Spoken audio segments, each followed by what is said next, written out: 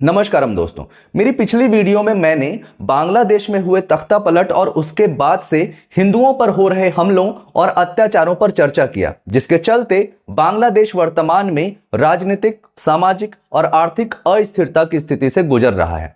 परंतु यह अस्थिरता बांग्लादेश की डीएनए में ही है। मेरा कहने का अर्थ यह है कि ऐसे हिंसक विरोध और तख्ता पलट बांग्लादेश में नई घटना नहीं है।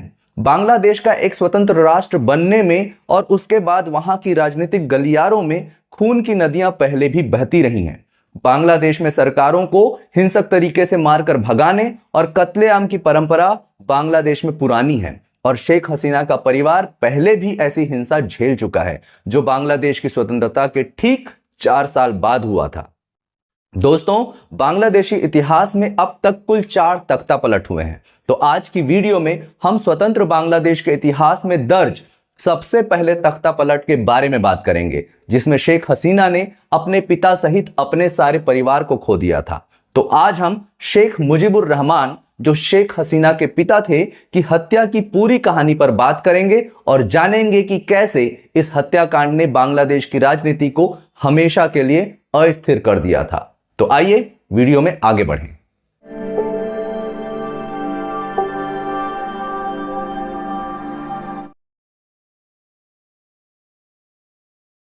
दोस्तों, 1947 में जब भारत स्वतंत्र हुआ और फिर जब राजनीतिक कारणों से भारत और पाकिस्तान में बंटवारा हुआ, तो इसी के साथ बंगाल भी 2 हिस्सों में बंट गया, पश्चिम बंगाल और पूर्वी बंगाल।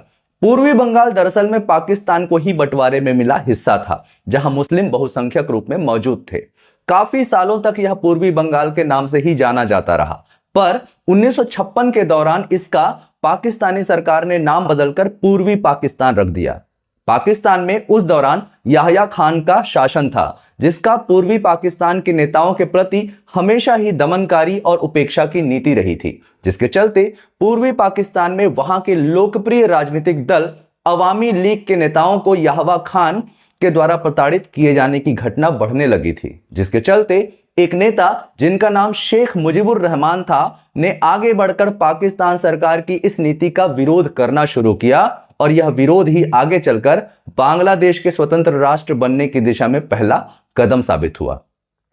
तो शेख मुजीबुर रहमान, जिन्हें बंग बंधु शेख मुजीबुर रहमान के नाम से भी जाना जाता है, कि इस संघर्ष में अगुवाई की वजह से ही बांग्लादेश पाकिस्तान से अलग हो सका और एक स्वतंत्र राष्ट्र बन पाया। और शेख मुजीब के इस स्वतंत्र राष्ट्र बनाने की परिकल्पना को साकार करने में भारत के तात्कालिक सरकार और भारत की सेना का महत्वपूर्ण योगदान रहा।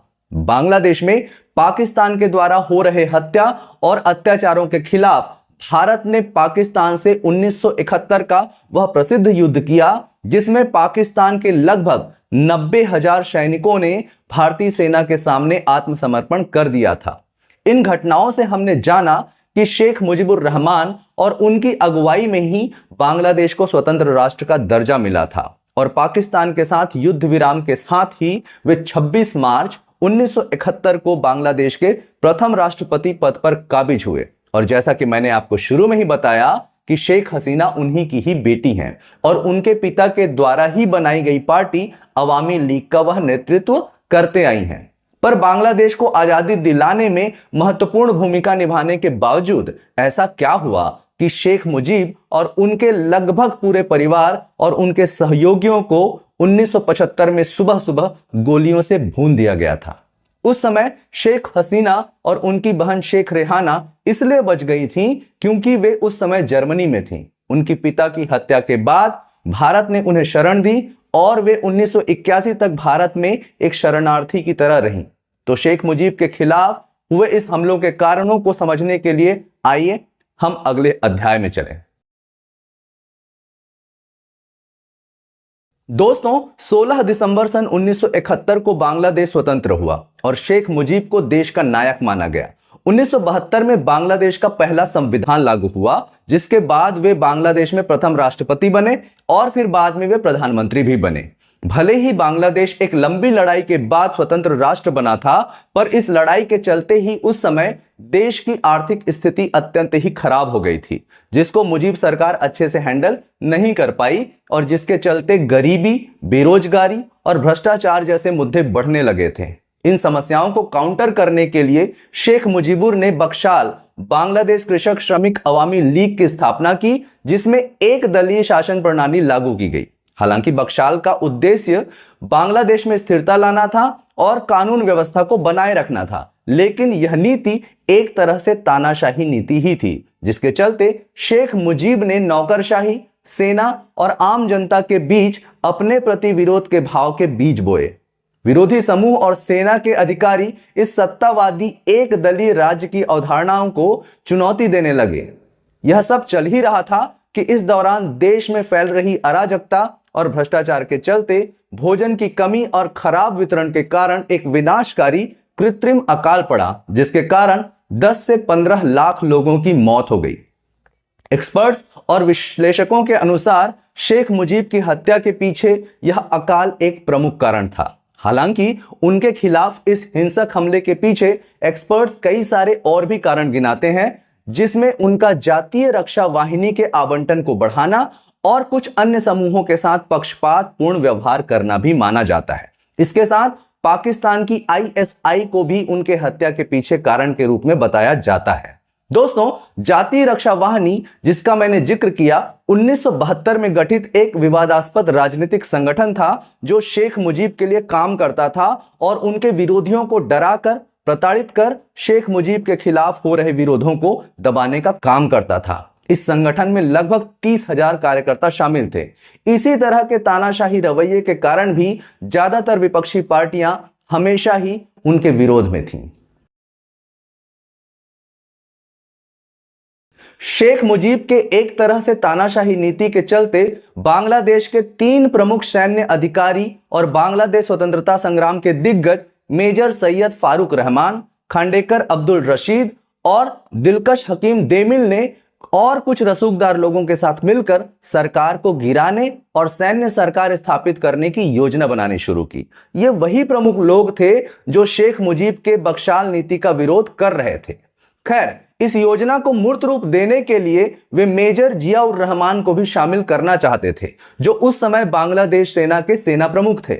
हालांकि उन्होंने इसमें शामिल होने से मना कर दिया, पर उन्होंने इसका विरोध भी नहीं किया, जिससे उन जूनियर अधिकारियों को एक तरह से हरी झंडी मिल गई थी।